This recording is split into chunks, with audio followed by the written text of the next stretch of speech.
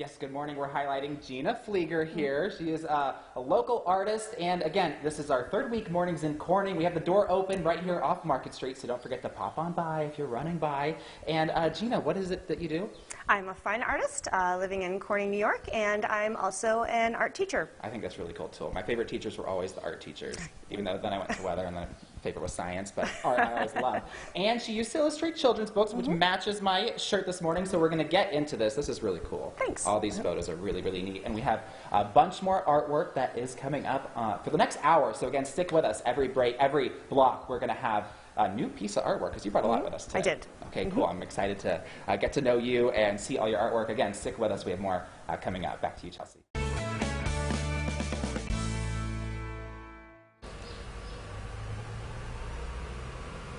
All right, we're back here again, Mornings in Corning, with Gina Pfleegor, our local art teacher. And I kind of want to know how you became an art teacher, because I think that's really cool. Like I said, those are my favorite teachers. Absolutely. So actually, I went to college and I got a degree in graphic design. I always knew I wanted to be something in the arts, but I wasn't exactly sure what. And after spending a lot of time in front of the computer making art, I just kind of realized that that wasn't really for me.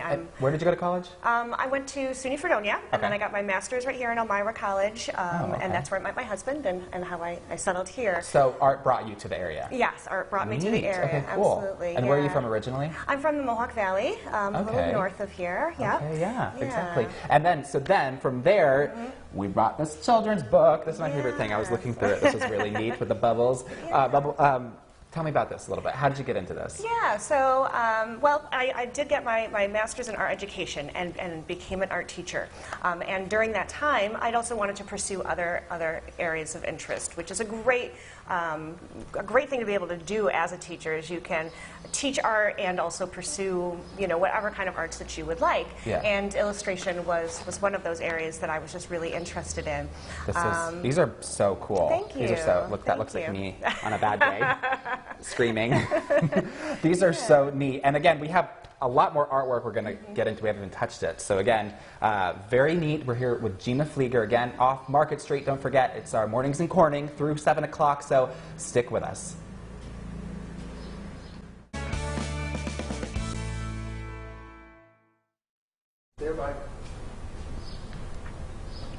All right, again, we're back here with Gina Pfleegor. So again, we saw those children's books, and now we're joined with Morgan. Hey, and I want to know a little bit about how we're joined with Morgan. How is he here with us today? Tell me a little bit about that background. Well, so I did children's books for several years. It was kind of a childhood dream of mine. But after a while, I just became tired of it. I just wanted to move on to a different style of art. And I just became more interested in fine art. And I kind of switched gears entirely from a more cartoon style to a more photorealistic style. And this is crazy. I'm looking at it. It does not look like a painting. It looks like a photo of him.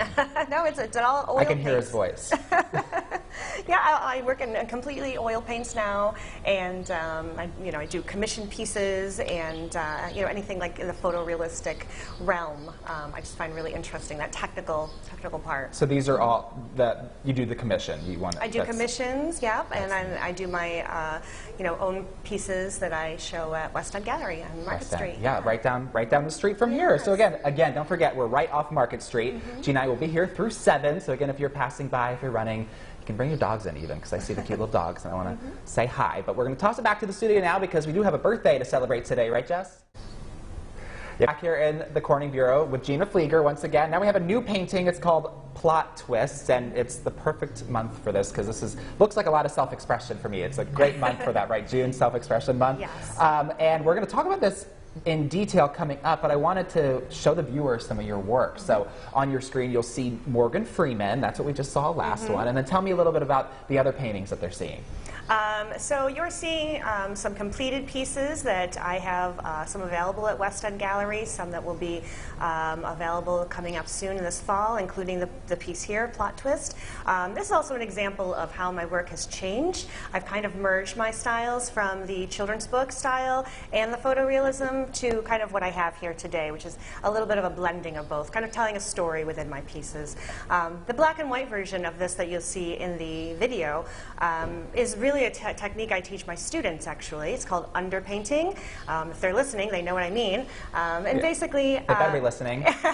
I complete the painting completely in black and white first, and get all of the values and the form and all the details down in entirety first. And then I layer on the color. And it's a great way to paint. It makes life a lot easier, and it creates a really nice look. Nice, yeah. And then we'll get into this. We'll get into how you teach the kids, 'cause I'm really interested in that. And so that's coming up in just a bit. We'll toss it back to break, actually, right now. We'll have more news and weather coming up. Good morning, Chelsea. I hope you're having a good Friday. Like you said, we are featuring Gina Pfleegor, our local art teacher. Where are you an art teacher at? I have been an art teacher at Hammondsport Junior Senior High School for about 20 years. 20 years? Just finishing my 20th year, yes. And are they watching this morning? They better be. They better be watching. That should be a grade. Yeah. Did you watch? Yes. Morning's Corner.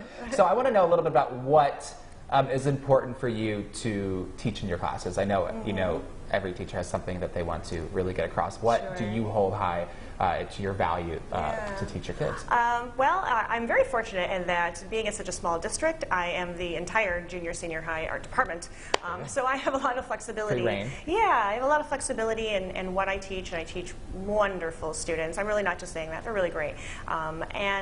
So, you know, it just really allows me to be able to pursue their interest, which is truly what's important to me as an art teacher. I know what I like to do, but I'm really interested in what they like to do. You know, becoming an artist really means pursuing your own path and your own interests. So I put that really high as far as what I teach them is making sure that they are creating pieces that are important to them. Yeah, that's really important, I think, for anyone. So that's, thank you for doing that, because that is very nice. We all like to be express ourselves in different ways. And then we'll get into a little bit this painting, right? About maybe some styles, how you teach them as well. Like, what did you call that? Underpainting.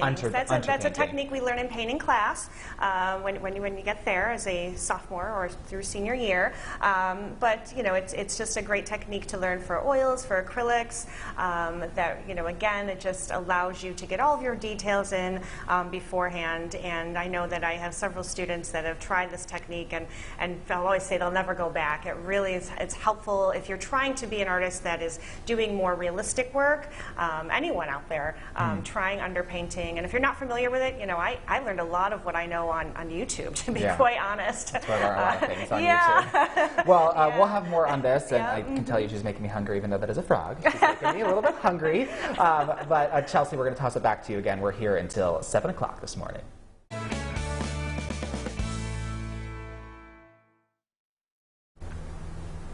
All right, again, we're back with Gina Pfleegor, and I need to ask you, because I was very hungry, but I noticed this little girl's eating a frog, and I wanted to know the theme behind your art right now, and what's inspired that. Yeah, so she is eating the frog, the poor frog prince. And oh, yeah, the prince, because there's the crowd. He's a little prince, yeah, and you know, as a female artist, I do paint from my own perspective, from my, you know, what I know about the world around me, in a very personal way. I think a lot of artists do that. You know, you have to kind of come from a place that makes sense to you. And so I've been doing a series of paintings recently that are involved kind of, you know, women empowerment and, you know, just the feelings, the trials, tribulations that we all go through, and you know, some of them I do enjoy funny. I like quirky pieces. I like sort of fun paintings. Nice. These are fun for sure. And and I don't think art has to be serious all the time, especially you know, with serious subject matters. You can still be a little bit lighthearted, and so you know, this piece is just, you know, basically saying that she doesn't need that prince. She can do it on her own. None of us need that prince. We can all do it on our own. Yeah. That's right. And then we have another one coming up, which we will showcase in a bit, but we'll have more news and weather coming up after the break.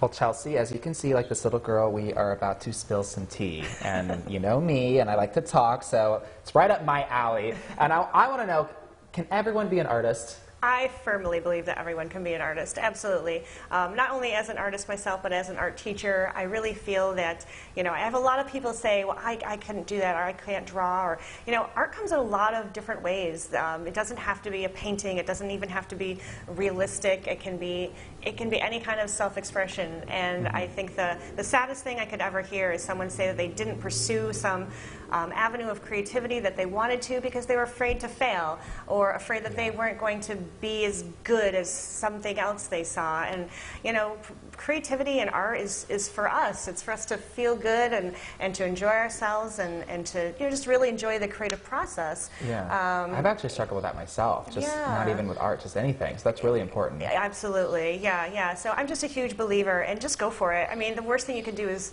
fail, and I have failed so many times. It's subjective, right? Yeah. Even with the children's books, I can't tell you how many rejections I've got before I got the go-ahead, the yes. And that's just part of it. So whether you want to do it professionally, you just kind of go with it and accept that you are going to have some failures, or if you just want to do it for yourself, you're going to get better and better the more you try. Like with anything, practice, and you'll just get better. All right, well, no one give me any hate for my artwork then coming up. Exactly. I'm going to try my hand at it. Anyways, all right, well, we're going to be back again after the break, and we're going to talk about where you can find Gina's artwork and what's coming up next for her, so stay with us. Again, it's our third week in Mornings in Corning, and we're having a lot of fun this morning. Again, our door's open, so always stop by between 6 and 7 every Friday. Don't forget, this is all just to send you off into the weekend. Gina Pfleegor, I want to know where we can find your artwork. Yes, and what's next for you? So you can find my artwork at West End Gallery here on Market Street. I've been part of the West End family for about 5 years now. What a wonderful gallery. And I think this is something we mentioned before, that if you've never been to a gallery, if you've never been to a museum, go. It's meant for everyone. It's meant for the public to go in, and you don't even have to be shopping for art. You can just look at the art and enjoy the art. That's what artists want you to do. We want you to come in totally casual and just look at our art. Yeah. This is great to look at, and this one's for sale too coming up. So in the fall, I will be part of the West End Gallery's Spotlight Show. I believe that is September 4th, but there'll be more information coming out about that. And I'll be one of 4 featured artists at that show. That's amazing. All right, when we come back, I think Morgan's going to join us again, because I want to toss everyone out to the weekend with Morgan and us. So we'll be right back again after the break with your Daily Pledge and more with Gina Pfleegor. All right, Gina, I've had so much fun this morning. Thank you so much. So again, where can everyone find you once again? So you can find my work at West End Gallery here in Corning on Market Street, as well as www.ginapfleegor.com. Gina Pfleegor. Gina, thank you. Thank you, Morgan, for joining us. Again, everyone have a great weekend. Signing off in style, take a look again at Gina's artwork on your screen. Have a great weekend, everyone. Thank you. Thanks. Clear.